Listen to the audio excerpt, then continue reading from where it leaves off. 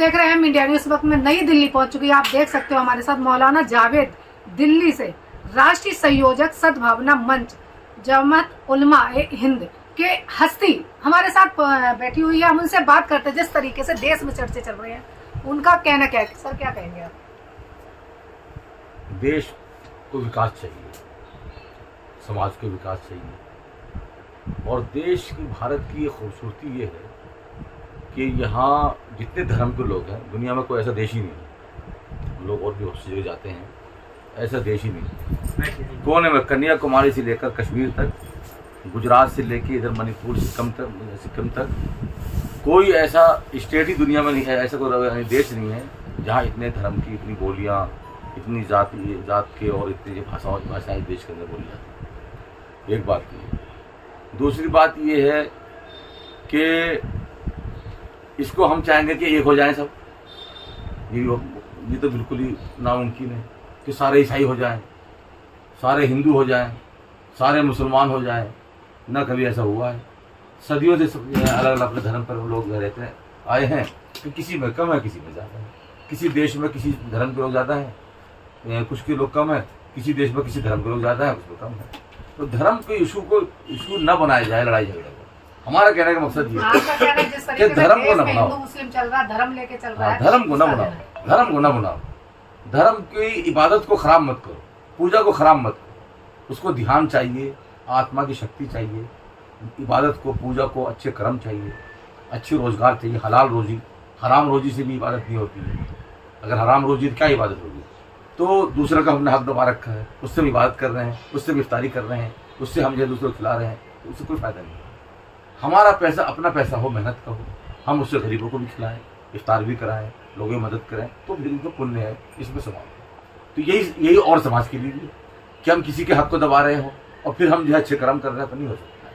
तो इसलिए इबादत को, अच्छे कर्म को, अच्छी ज़िंदगी के लिए, अपने बच्चों को भी, हमारे बच्चों की ज़िंदगी भी अच्छी हो, तो हमें अपने आप को अच्छा करना होगा।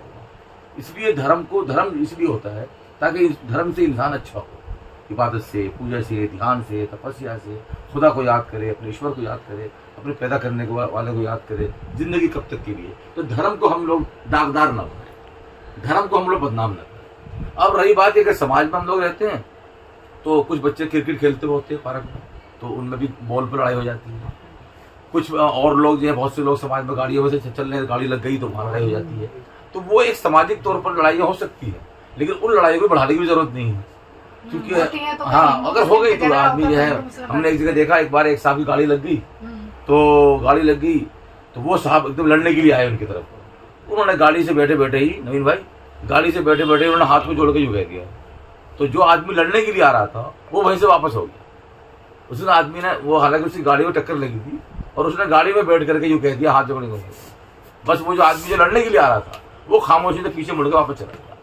तो एक तरह से लोगों का दिल जीतना, एक मोहब्बत, एक माफ़ करना और दरगुजर करना, ये इंसानियत की बात है। और इस भावनाओं को हम लोग भूले हुए हैं। असल में हम लोग इस लिहाज से देख रहे हैं कि ये मुसलमान है, ये सिख है, ये हिंदू है। मुस्लिम मोहल्ले में जाओ, अरे हिंदू समाज के बच्चा वहाँ से आए हैं, हिंदू मोहल्ले में जाओ, अरे ये मुस्लिम। ये सब चीज़ खत्म होना चाहिए, बदनाम नहीं करना है। तो क्या अपील करेंगे जनता को? हम लोग ये अपील करेंगे कि देश को बनाइए। राजनीति के लिए वो देखो, ये वोट की राजनीति है, और वोट की राजनीति में हर आदमी चाहता है कि सबको वोट मिलना चाहिए, उसकी मदद करे आदमी। लेकिन कहीं ऐसा ना हो कि राजनीति में वोट के चक्कर में कहीं देश को जो है कि देश के पर न उखड़ जाए, इनकी जो पर के बाल न लोग कतल न लें। देश को बनाना चाहिए। सिर्फ मौलाना जावेद की जिम्मेदारी नहीं है। मैं तो मौलाना अब्दुल कलाम आज़ाद साहब से मोहब्बत रखता हूँ, मौलाना हमारे शौकत साहब, मौलाना मोहम्मद अली जौहर साहब, मौलाना हुसैन अहमद मदनी साहब, जिन्होंने देश के लिए माल्टा की जेल काटी।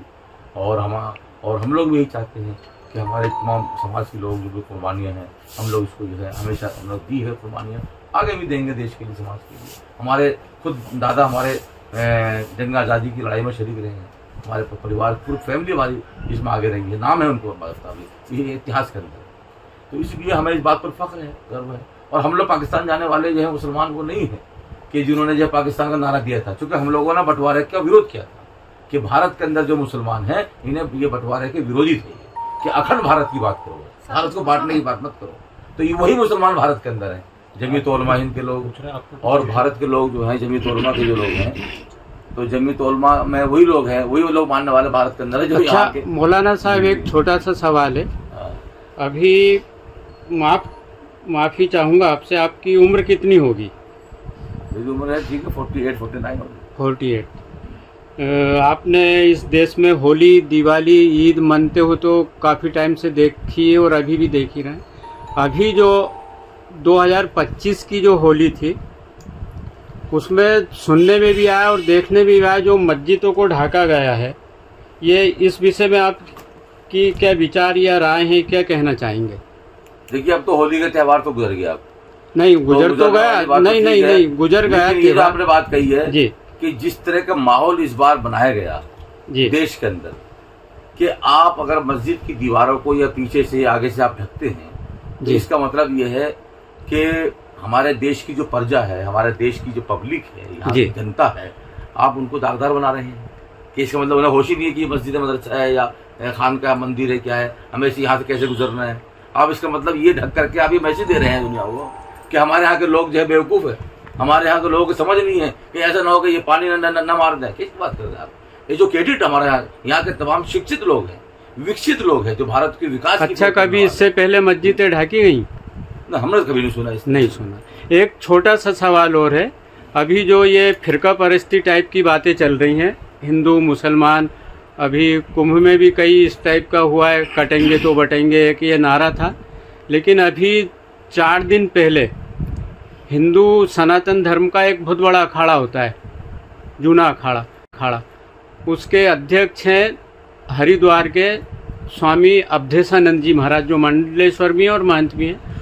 उनसे काजी साहब मिलने गए थे, उनका सरनेम भी काजी है, विधायक हैं वो, हरिद्वार से पास से ही विधायक हैं, मंगलोर से हाँ सॉरी, काजी साहब हैं वो। जब उनसे मिलने गए तो ये अवधेशानंद जी जो महामंडलेश्वर हैं और अध्यक्ष, उनका ये बयान नहीं था, उन्होंने उनको स्वागत भी किया, गले मिलकर ये कहा कि मेरा संबंध आपसे नहीं है, आपके दादाजी से है और पारिवारिक संबंध है। लेकिन अभी जो इसका उल्टा ही चल रहा है, लोग कह रहे हैं ये मुसलमान है, ये हिंदू हैं, आपके बगल में नवीन शर्मा जी बैठे हैं और राजेश भाई बैठे हों, ये आपके दोनों दाएं बाएं बैठे हुए हिंदू हैं, लेकिन एक महामंडलेश्वर जो कि एक हिंदू सनातन धर्म के बहुत बड़े पद पर बैठे हो, उनका ये कहना है और काजी साहब का उन्होंने स्वागत किया, मैंगलोर विधायक कांग्रेस के हैं, उनके आश्रम में गए, सम्मान किया है। उन्होंने ये कहा है कि आपसे मेरा संबंध नहीं है। ये सवाल मैं इसलिए कर रहा हूँ और जोर दे रहा हूँ कि आपसे मेरा संबंध नहीं, आपके बाप दादाओं से। तो वो